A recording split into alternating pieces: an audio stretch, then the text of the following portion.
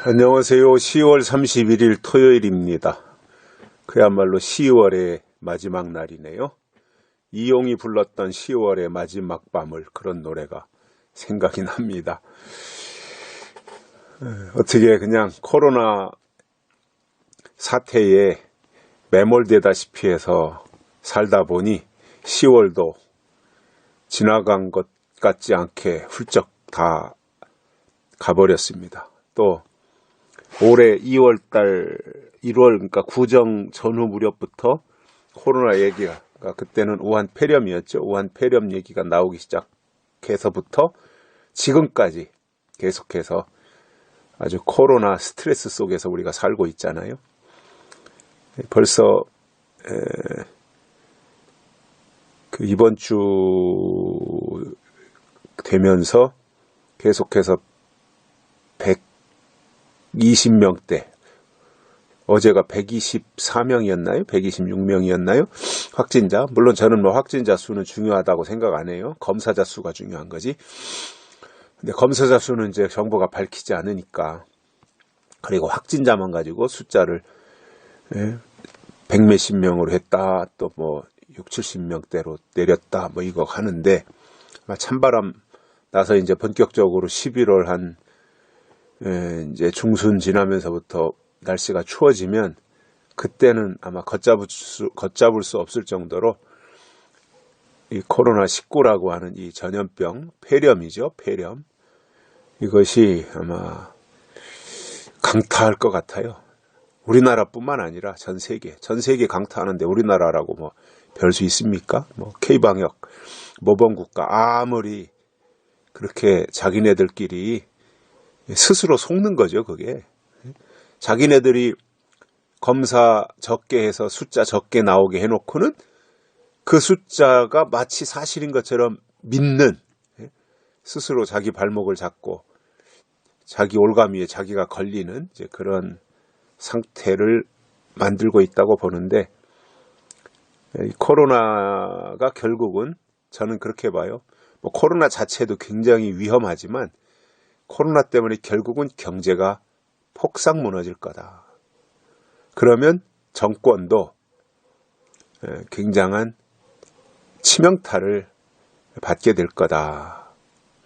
경제가 무너지면, 경제가 어려워지면, 지금도 굉장히 힘든데 여기서 더 무너져서 이제 개인들의 삶이 여러 가지로 궁핍해지고, 여기저기서 은행에서 빚 얻어다 쓰는 사람들이 은행에서 빚독촉이 오고, 그러면 이제 그때부터 본격적으로 폭발하겠죠. 아마 올 겨울 되면서 아마 이 모든 것들이 다 굉장히 힘든 상황으로 가지 않을까, 그러한 예상들을 해봅니다. 그럴지라도 마음을 굳게 하고, 또 하나님의 은혜 가운데 육체도 코로나에 걸리지 않도록 건강하고, 걸리더라도 혹시 후유증이 없이 또 무사히 이겨내고, 그리고 믿음의 유익이 되는, 그리고 경제적으로도 어려움 가운데 하나님이 까마귀를 보내서 엘리야를 먹이시듯이 하나님의 돕는 은혜가 우리에게 있기를 간절히 소망합니다. 오늘 말씀은 잠언 24장 2절입니다. 그들의 마음은 강포를 품고 그 입술은 잔해를 말함이니라. 아멘. 여기서 그들이 누구예요? 그들의 마음은 했는데 그들이 누구예요? 어제 우리가 말씀을 들었죠. 악인의 형통을 부러워 말며 그와 함께 있기도 원하지 말지어다. 그리고 오늘 그들의 마음은 이렇게 되어 있잖아요. 그러니까 여기서 그들이라고 하는 것은 앞에서 1절에서 말한 악인이 되겠죠. 그럼 악인이 결국은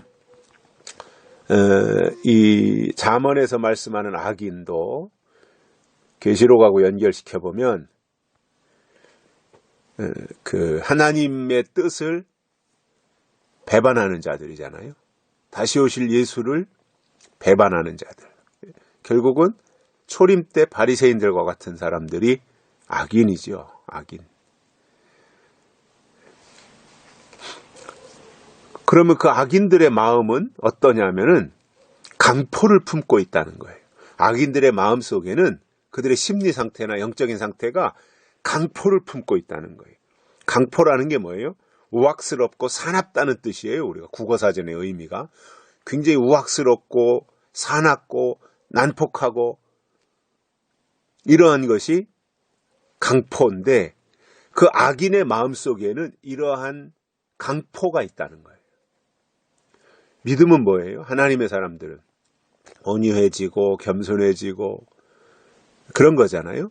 예수님이 나는 마음이 온유하고 겸손하니 내게 나와서 멍에를 메고 배워라 이런 말씀을 하셨고, 그래서 신앙의 사람들은 예수님의 그러한 가르침을 우리가 본받아서 굉장히 강팍했던 마음도 은혜를 받고 겸손해지고 낮아지고 온유해지고 이러한 사람으로 새로 지으심을 받는 거잖아요. 믿음이라고 하는 게.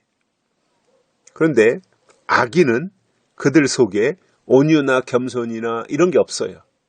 강포함만 있어요. 강포함.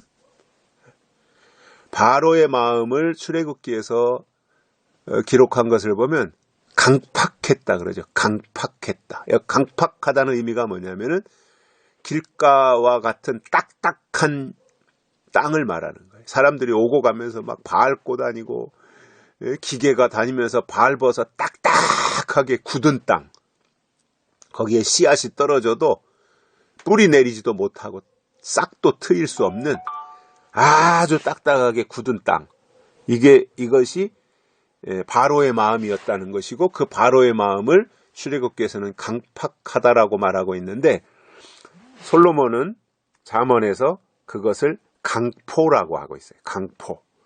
사나운 거. 그래서 악인의 마음 속에는요, 사나움이 있어요. 난폭함이 있어요. 이건 하나님의 마음이 아닌 거죠. 이미 다른 영이 들어간 상태인 겁니다. 그래서 그들의 마음은 강포하고 그 입술은 어떠하냐? 입술은 결국 말이잖아요. 입술은 어떠냐면 잔해를 말함이니라 그렇게 말하고 있어요. 여기서 잔해라고 하는 것은 혹독했던 흔적이잖아요.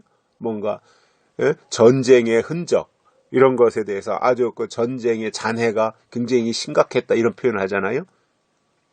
폭격의 잔해가 아주 매우 험악했다 뭐 이런 표현을 하잖아요. 잔해라고 하는 것은 아주 나쁜, 아주 좋지 못한 흔적들인 거죠. 혹독한 흔적. 그 잔해라 그러잖아요. 그런데 그들의 입술은 잔해를 말한다는 거예요. 믿음을 말하고 의를 말하고 선을 말하고 뜻을 말하고 하나님의 나라를 말하고 이래야 되는데 혹독한 어떠한 흔적들, 잔해를 말한다는 거예요. 나쁜 것을 말하는 거예요. 나쁜 거. 우리가 세상에서도 그렇잖아요. 이왕이면 좋은 것을 말해야지요. 그런데 좋은 것에 대해서는 말하지 아니하고 꼭 나쁜 것만 꼬집어서 트집 잡아가지고 말하는 사람들이 있어요. 아주 이상한 성격이 괴팍한 사람들이죠. 그런 사람들은. 우리가 그냥 일반적이라면은 저 사람의 어떤 핸디캡이나 단점을 보더라도 그냥 나 속으로 삭히고 마는 거잖아요. 그리고는 전체 화합을 위해서 지적하지도 않고 그냥 모른 척하고 이렇게 가게 되는 것이 아마 대부분의 사람들의 모습이라고 봐요. 그런데 유독스럽게 어떤 사람들은 꼭 그것을 아주 꼬집어가지고 비난하고 험담하고 선동하고 꼬투리 잡고 그러는 사람들이 있어요. 저도 그런 사람들도 내가 경험해봤어요. 그런 사람들 실제로 제가. 정말 힘든 거죠. 상대하기가 굉장히 힘든 사람들.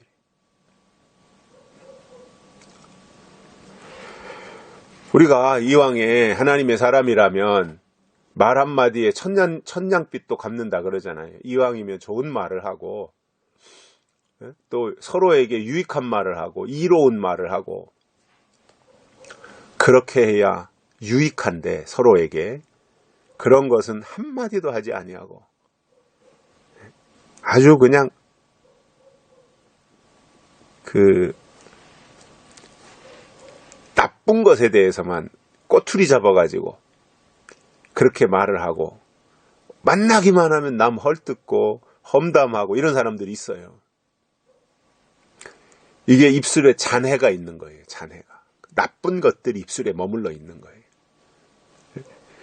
입술이 할례를 받아야 되는데 입술이 할례가 안 된 사람들이죠. 그런 사람들 입에서 하나님의 말씀이 나오겠습니까? 그런 사람들의 입술에서 하나님의 뜻이나 약속이 나오겠습니까?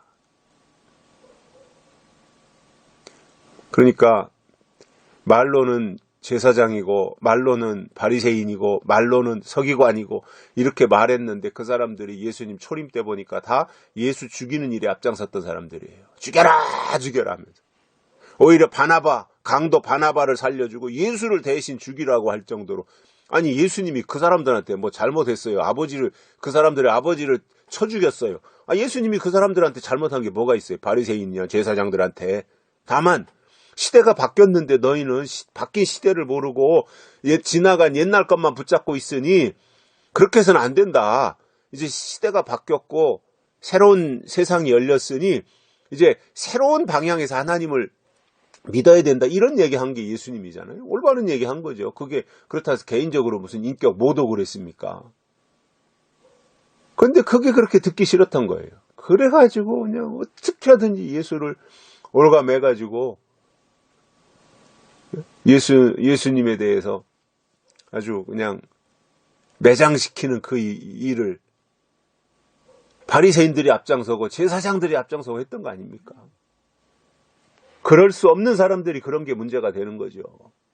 예수님을 누가 십자가에 못 박아 죽이라고 누가 말한 거예요? 이방인들이 말한 게 아니잖아요. 바리새인들이 그랬잖아요. 유대인들이 그러고. 지금도 똑같아요. 다시 오시는 예수님에 대해서 부정하는 사람들이 누구냐? 제2의 바리새인들입니다. 제2의 유대인들입니다. 교회 밖에 있는 사람들이 아니라 교회 안에 있는 사람들이 그런다 그 말이에요. 믿음 생활 잘하자 그겁니다. 그냥 타성에 젖어서 전통적 생각 가지고 신앙생활 할 때가 아닙니다. 지금. 그러면 그게 바리새인들이죠. 바리새인들은 옛날 법에 익숙해서 그것으로 믿음 지키고 신앙생활하고 있고 하나님의 자녀라고 생각을 했잖아요. 그런데 그게 아니었잖아요. 예수님 오시고 나서는 시대가 바뀌었고 법이 바뀌었고 세상이 바뀐 거잖아요. 그럼 바뀌고 나서는 바뀐 것을 위주로 가야 되는 건데 그걸 못한 게 바리새인이었던 것처럼 지금도 마찬가지예요. 교회 안에 머물러 있다 그래서 그게 하나님의 사람이 아니라 그 시대에 주신 하나님의 뜻이 그들 속에 있어야 그가 하나님의 사람들인 거잖아요. 하나님의 사람들은 마음이 강포해도 안 되고 입술이 잔해를 말해도 안 됩니다. 마음에는 하나님의 약속이 있고 온유함이 있고 겸손함이 있고 그 다음에 입술에는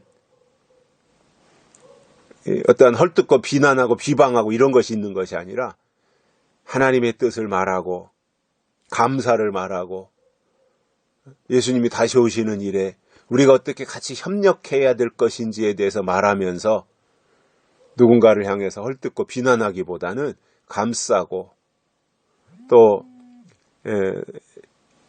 높여주고 인정해주고 기다려주고 하면서 같이 하나님의 일에 협력하기를 원하는 마음으로 그러한 말을 할 수 있는 상태.